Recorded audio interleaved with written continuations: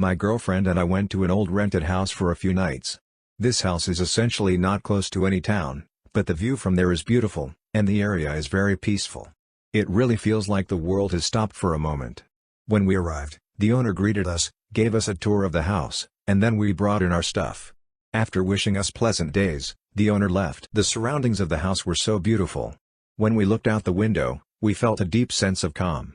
It's a rare feeling to experience such peace. Afterward, we started making lunch and spent some time drinking. Everything was fine all day, and we slept so well that we woke up almost at noon the next day. The next day, we decided to go for a walk around the area.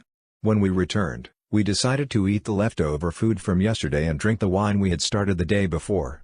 After going to bed, my girlfriend quickly fell asleep, but something seemed off. She started mumbling in her sleep and twitching. But I didn't think it meant anything. I lay next to her and soon fell asleep. The next moment, I woke up to find that I couldn't breathe. I pushed away whoever was pressing a pillow into my face. When I looked to see who it was, I saw that it was my girlfriend attacking me. When I turned on the light, I saw that her eyes were open, but she was looking at me like I was a stranger. I didn't understand what was happening, but there was no time to think, as she attacked me again, now trying to scratch me. I tried to defend myself without hurting her, but it was hard. It felt like I was trying to defend myself from a wild animal. She screamed like someone very angry. When I shouted at her, "What's wrong with you?" she stopped for a moment and said, "I won't let you rape me anymore." I was shocked. Nothing like this had ever happened between us. I didn't know what she meant. Then she continued, "I know I don't matter to you, you wanted to marry my sister. I'd rather die than be your wife for another day." I was taken aback and replied, "What are you talking about? We're not even married." She then stopped and stared at me, slowly collapsing onto the bed. Once she collapsed, my girlfriend's sleeping face returned. It was as if someone else had taken over her body at that moment. I was scratched all over and bleeding. I adjusted her in bed, and she woke up half asleep, asking where I was going. I told her to just sleep. She turned over and went back to sleep. To be honest, I've never believed in ghosts or possession. But it seems that's what happened to my girlfriend. I couldn't sleep. On one hand, what had happened kept me awake, and I wasn't sure if I fell asleep, I might not wake up. But I think the adrenaline kept me awake. I went to the bathroom, washed off the blood, and tried to stop the bleeding. Luckily, there was a first aid kit in the house. After I patched myself up, I sat at the table and tried to find out the history of the house, but unfortunately, I found nothing. Even when I searched for what the entity had said, I found no results. I don't know what it was, but I'm glad we won't be spending another night there. When my girlfriend woke up, she asked what had happened. I didn't see the point in lying to her, so I told her the truth. At first, she didn't want to believe me, but then I took a tissue, wiped under her nails, and we found blood there. She was very shocked and apologized many times. I asked if she remembered anything, and she only said that at the beginning, her dream was a serious battle, and she felt trapped and restrained, unable to move much. But then everything became simple and calm. I didn't know what to say to her. When we got home, there were a few nights when I didn't dare sleep next to her, but since then, she hasn't done anything like that in her sleep, not even something similar. I hope it stays this way, and that the entity didn't come with us from there. I like to visit places that have been abandoned for a long time. Today, I went to a place that had been a closed-off area for several of years, but it seems that the closure has been lifted a while ago. When I arrived in the morning, it would have been frightening to be there at night, but it didn't seem particularly different from other places. When I went inside, I saw some laboratory equipment. As I walked further, I noticed there were cages that could hold bears, but as I kept going, I saw a cage that looked like it had been torn from the inside. The fence was so strong that, even in its rusty state, I couldn't bend it. Whatever was in that fence must have been incredibly strong. As I went upstairs, I found a room with a table. On the table were tapes. These tapes belonged to a camera that was also lying on the floor. When I looked closer at the tapes, I saw that they had the label experiment followed by the date they were recorded. Each tape mentioned that it contained 10 days worth of material. But when I tried to put a tape in the camera to play it, I couldn't because there was already a recording inside. I tried turning on the camera, but it wouldn't start because the battery was dead. I collected the camera and tapes and put them in my bag, then looked around, but the papers in the room had faded, and the writing was illegible. I left, hoping that I would find something on the tapes that could explain everything. When I got home, I searched the location again and found an interesting detail. A few years ago, the military had conducted drills there. After the drills were over, They allowed civilians to enter the area again. That's when I noticed that the light on the camera I had connected to charge had come on, indicating it was fully charged. I then played the footage and saw a frightened man speaking. "Man, they've escaped. They've started to band together. The laboratory and everything inside it must be destroyed." After saying this, something grabbed his leg, and the camera was knocked to the ground. The camera was exactly where I had found it.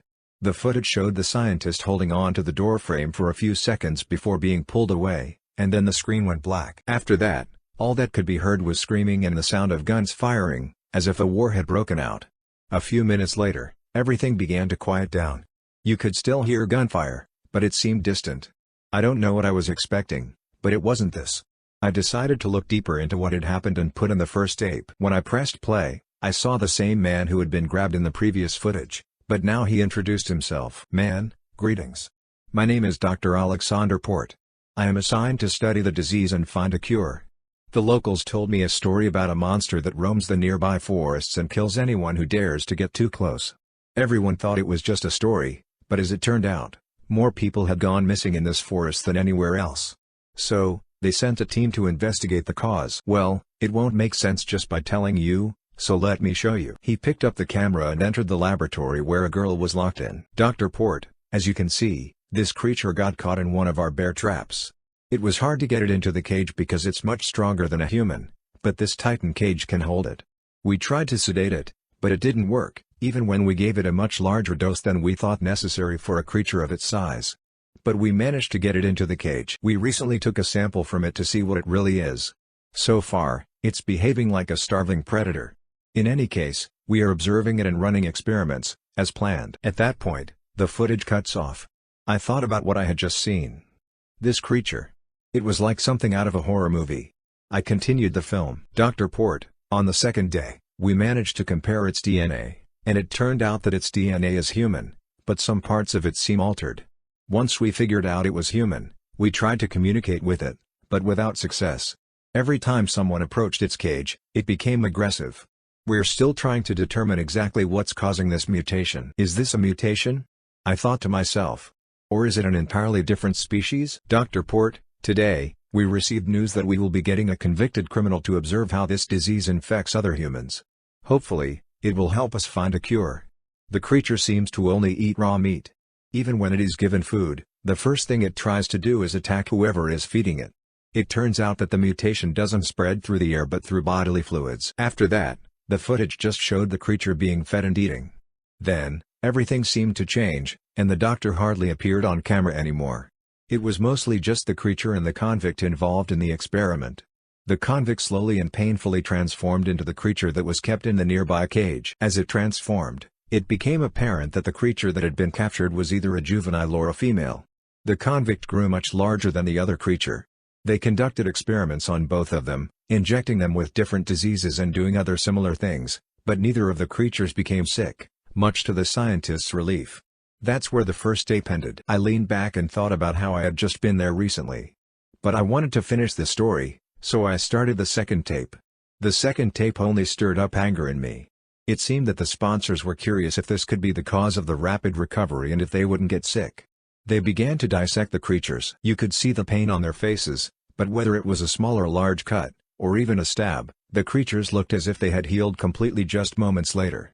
That's how the second tape ended. I felt an anger rising in me that I can't explain. When I started the third tape, it was so disturbing that I wouldn't even wish it on a horror movie. It began with them cutting off their fingers, which eventually regrew, and then slowly cutting off their hands, and so on. Then they did something even more brutal to the convict. They cut his whole body in half. As he lay on the floor, it became clear that his body didn't heal and rejoin into one form. Instead, it began to form two separate bodies. A few days later, there were two male creatures in the cage instead of one. These two creatures started protecting each other from the experiments. That's where the third tape ended. The rest we know. It seems the scientists were hunted down by the creatures. Or at least I hope so. Anyone who takes joy in causing pain to others doesn't deserve mercy. I went with my friends to a bungalow in the woods for a joint trip. Everyone was really excited. This trip was won by one of my friends in a contest. We had a whole week to spend there. In hindsight, we might have thought about the fact that thousands of people had been to this place before, yet no one had ever written anything about it. But I can write about this place, and I will. When we arrived, everything was amazing: the view, the house. It was just as beautiful as one would expect. Everything was spotless, and it felt like every inch had been cleaned thoroughly. After everyone settled into their rooms, we went outside and started grilling meat, while the girls prepared salads inside. Of course, alcohol came out right away, and everyone was having a great time. The first 4 days were pretty uneventful. We went hiking around the area, ate well, and drank. The area was very peaceful, and there was no one and nothing around for miles. On the first day, I was happy about everything, but on the last day, I regretted it. On the 5th day, something changed dramatically. The forest, which had seemed peaceful before, now felt unsettling. That day, when I went to the car to get something, I noticed all the tires were flat. My friends and I tried to figure out what had caused the punctures, but we couldn't find anything. We had no idea what could have caused them. I didn't want to drive the car in that condition, but when I tried to call the owner to see if they knew anyone who could fix it, I realized that my phone had no signal. In the past few days, everything had been working fine, so I didn't understand why there was suddenly no signal. I asked the others if they had signal, but no one did. The girls were starting to panic. 2 of my friends then said they would try walking back to see if they could get a signal somewhere on the way. We agreed that they would contact someone and come back. They left in the morning, but by evening, they hadn't returned. We didn't know what had happened to them. I thought maybe something had happened to the nearby tower, and they had to walk further than we thought. But that evening, when we were sitting outside by the fire, we had an unexpected visitor. A very deformed man slowly approached us. At first, we couldn't make out who it was, but he had a large blade with him. Suddenly, he started running toward us. Everyone quickly tried to run inside the house, but he grabbed one of my friends, hacked him up in front of us, and then chopped off his head. We managed to lock ourselves in the house. It was a traumatic experience for everyone, and we were all scared. We didn't know what was happening. We stayed awake all night, unable to sleep because we feared that maybe the 2 who went for help had met the same fate and might no longer be alive. The girls quietly cried because they were too scared to cry out loud, fearing the creature might get in. The next day, everyone stayed together in the large living room, speaking in hushed voices. It all felt so surreal. I couldn't imagine that all 3 of them had really died. I didn't want to accept it yet. One of the girls went near the window to look outside where a friend had been killed, but then she shouted that the body was no longer there. The next moment, the deformed figure broke the window and tried to drag her out through it. For a brief moment, one of my friends managed to hold onto her, but in the next second, she was yanked out of his grasp. When he looked back, another deformed person attacked him from the other side. With a single slash, he decapitated him, then dragged his body away. At this point, the last remaining friend and I grabbed a nearby cabinet and quickly pushed it against the window. We then propped up a couch next to it so the cabinet wouldn't fall over. We looked at each other, knowing this wouldn't hold for long, but at least we'd hear if they were coming. We decided to block all the windows on the ground floor, especially since our time was running out, and the owner would soon come to collect the keys.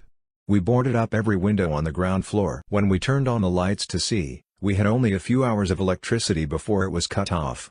We were now without power, so we were forced to move upstairs.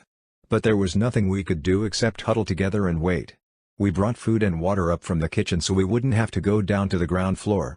We tried to stay as far away from the windows as possible. We placed 2 cabinets in front of the stairs, hoping that if someone tried to come up, we could push them over to block the way. The next day passed uneventfully, but we knew if we tried to escape, it would be the end for us. We couldn't even alert the owner. So we sat and waited. The next afternoon, we heard a car approaching the house. My friends were relieved, and I helped move the cabinets while the girls headed for the front door. They heard the keys jingling and then the lock turning. My friend was the first to open the door to greet the owner, and the girls followed closely behind. By the time I reached the ground floor, the door opened, and a large knife immediately stabbed my friend in the chest. Then the figure started hacking at the girls. It was the deformed man with the keys. When I saw this, I immediately ran up the stairs. I heard the figure running toward me, but I didn't look back. As soon as I reached the top, I shoved the first cabinet down. He didn't seem to expect that because when the cabinet fell on him, he didn't try to fight back, or at least it didn't seem like it. As the cabinet fell, the knife dropped from his hand. I picked it up and immediately decapitated him. After doing that, I rushed toward the entrance, where I saw another deformed figure dragging my friends out of the house and starting to eat one of the girls' hands. I managed to stab this one in the neck as he turned his back on me. The strength that surged through me in that moment was unlike anything I had ever felt before. I looked at the car the mutants had arrived in, and everything seemed fine with the vehicle. I didn't know what to do, but I thought I needed to report this to the police. I filmed everything on my phone and then packed my friends into the car and drove toward the city. When I arrived in town, I went straight to the police station. They immediately detained me on suspicion of killing my friends, but when they saw the footage, they asked me to take them back to the house. We arrived just in time because the owner was trying to free one of the mutants trapped under a cabinet. It later turned out that this had been a regular practice for him. He would invite either foreign people or those from the other side of the country to this place. That's how they had remained unnoticed for so long. A few kilometers away, they found a warehouse with the cars used by the victims. The owner turned out to be a relative of the cannibals, and he had been supplying them with fresh meat for years. This had been going on for decades. The owner was convicted as an accomplice and sentenced to life imprisonment. As for me, I was acquitted since it was self-defense. Now I sit here alone, as none of my friends survived. Everyone around me is glad I'm still alive, but I don't know how to cope with the fact that it was only by luck that I'm still here.